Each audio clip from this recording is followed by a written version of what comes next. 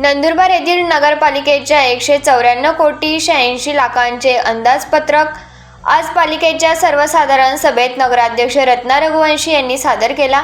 नंदुरबार येथील नगरपालिकेची सर्वसाधारण सभा आज येथील लोकनेते माणिकराव गावित सभागृहात घेण्यात आली। या सभेत 194 कोटी 86 लाख रुपयांचे अंदाजपत्रक सादर करण्यात आले। यासोबत विविध विषयांना मंजुरी देण्यात आली। तसेच 225 स्क्वेअर फूट असलेल्या घरांना मालमत्ता कर माफ करण्यात आला।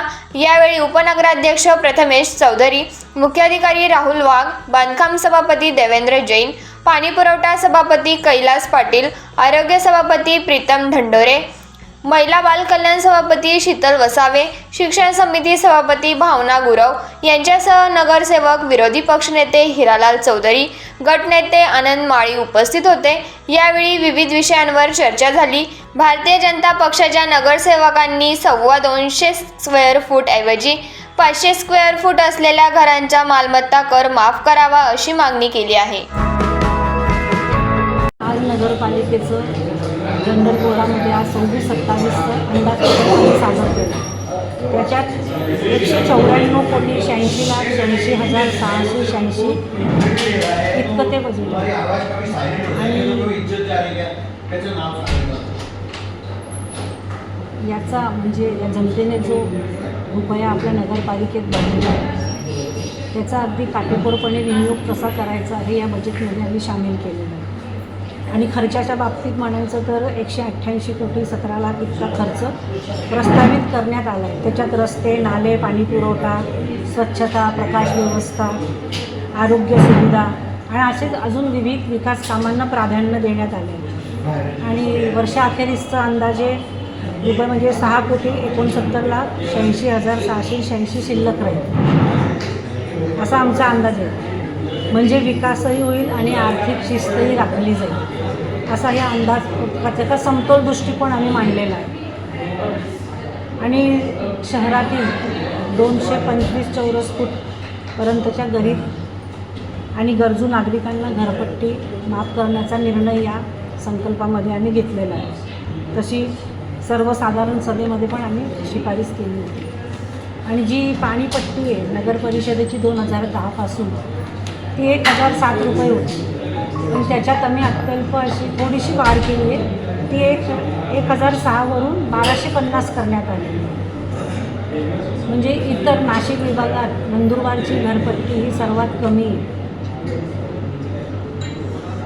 कारण की ही वाढ विकासासाठी आणि सेवा टिकवण्यासाठी आवश्यक आहे। हे म्हणजे नंदुरबारच्या जनतेने पण समजून घ्यावं ही माझी विनंती। आणि अपेक्षा आहे की विरोधी पक्ष त्यांनी दिलं आहे, काही अंशी विरोधही केलेला आहे। काय त्यांनी याच्यात कोणीही याच्यात राजकारण न आणता आपण सगळे नंदुरबारचे मतदार म्हणजे ज्यांनी आपल्याला निवडून दिलं, ज्यांनी विश्वासाने आपल्याला या जागेवर पाठवले, त्यांच्या सुखसोयीचा विचार करूनच सगळ्या गोष्टींना प्राधान्य देण्यात यायला पाहिजे आणि त्यांनी सहकार्य करायला पाहिजे एवढी माझी त्यांच्याकडून अपेक्षा आहे। आजचा बजेट आम्ही विकासाच्या दृष्टीने समतोल आखलेला आहे, करवाढ अशी जास्तीची झालेली नाही आहे। हा एवढा आमचा बजेट आहे। अजेंडावरील विषय क्रमांक 1 अतिक्रमित घरे नियमाकुल करावे यासाठी सर्वानुमते ठराव करण्यात आला। या ठरावाला बोलताना त्याच्यात टाईम लिमिट आणि जे कागदपत्र आहेत ते योग्य तयार करून लवकरात लवकर लोकांना घर नियमाकुल करावे असं मी माझ्या याच्यातून सूचना केल्या। दुसरा विषय होता की शबरी घरकुलाचा जो निधी आला आहे तो आता आमचे नगरसेवक आनंद भाऊ माळी आणि लक्ष्मण माळी यांनी जिल्हाधिकाऱ्यांना तक्रार केली होती की तो निधी असंच परत जाईल। तर त्या संदर्भात आमच्या नगरसेविका सुषमा गावित यांनी सुद्धा तो विषय मांडला आणि त्याच्यात शबरी घरकुलचे विषय लवकरात मार्गी लावा असं आम्हाला सीओनी आश्वासित केलं आहे। दुसरा विषय होता की जी घरपट्टीवर 100% शास्ती लावली गेली होती ती माफ करण्यासाठी सर्वानुमते ठराव करण्यात आला। पण ज्या लोकांनी पैसे भरलेत त्यांचा परतावा कसा करणार, तर नगरपालिकेचे नगराध्यक्ष मॅडम व मुख्य अधिकाऱ्यांना याचे उत्तर सुद्धा देता आलं नाही. आम्ही या संदर्भात विचार करू, तर आम्ही लवकरात लवकर परतावा करावा अशी मागणी केली आहे. तिसरा महत्त्वाचा मुद्दा होता की लोकमान्य टिळक विद्यालयाचे जे खेळासाठी जे ग्राउंड आहे ते आरक्षित आहे, परंतु सत्ताधाऱ्यांनी ते आरक्षण रद्द करावा असा घाट घातला होता.